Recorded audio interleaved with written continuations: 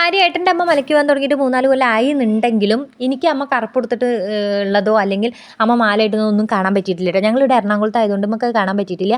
അപ്പോൾ ഇത്തവണ ഞങ്ങൾ വീട്ടിൽ പോയ സമയത്താണ് അമ്മ മാല ഇട്ടിട്ടുണ്ടായിരുന്നത്. അപ്പോൾ പിന്നെ അതങ്ങോട്ട് ഞങ്ങൾ നല്ല അടിപൊളിയായിട്ടുണ്ടായിരുന്നു പരിപാടികളൊക്കെ. ഞാൻ ആദ്യമായിട്ടാണ് കേട്ടോ, ഞാൻ എൻ്റെ ആങ്ങളമാർ മലയ്ക്കോണൊക്കെ കണ്ടിട്ടുണ്ടെന്നുണ്ടെങ്കിലും ഇങ്ങനെ ഏട്ടൻ്റെ വീട്ടിൽ നിന്ന് ഞങ്ങൾ ആദ്യമായിട്ടാണ് കേട്ടോ.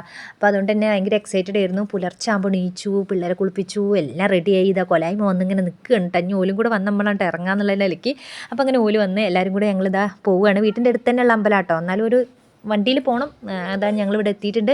ആദ്യം തന്നെ നമ്മൾ എള്ളുതിരി കത്തിക്കാൻ പോവുകയാണ്. അപ്പോൾ എള്ളുതിരി ഇങ്ങനെ മേലെ വെച്ച് ഇങ്ങനെ ഉഴിയൊക്കെ വേണം. അത് അളിയൻ അതിൻ്റെ ഒരു നാക്കൊക്കെ അറിയാം. അപ്പോൾ അളിയൻ അതിനൊക്കെ അനുസരിച്ച് പിള്ളേരെ കൊണ്ട് ചെയ്യിപ്പിക്കുന്നുണ്ട്.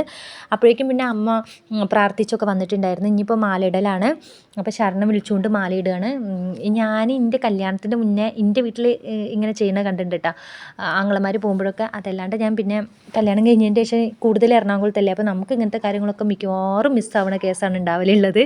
അപ്പോൾ അതാ അമ്മ പ്രാർത്ഥിച്ചുകൊണ്ടിരിക്കുന്നുണ്ട്, മാല ഇടുന്നുണ്ട്. അപ്പോൾ ഞങ്ങളും നോലുമ്പിൽ തന്നെയാണ് കേട്ടോ. ഞങ്ങൾ പക്ഷേ എറണാകുളത്ത് നിന്നാണ് മാല ഇടുന്നത്. നമ്മൾ നേരത്തെ വീഡിയോ പറഞ്ഞില്ലേ, ഞങ്ങൾ രാമനാട്ടിൽ നിന്ന് അമ്മയ്ക്ക് മാല വാങ്ങിയപ്പോൾ ഞങ്ങൾക്കും മാല വാങ്ങിയിട്ടുണ്ടായിരുന്നു, പിള്ളേർക്കും ഏട്ടനും കൂടെ ഉള്ളത്.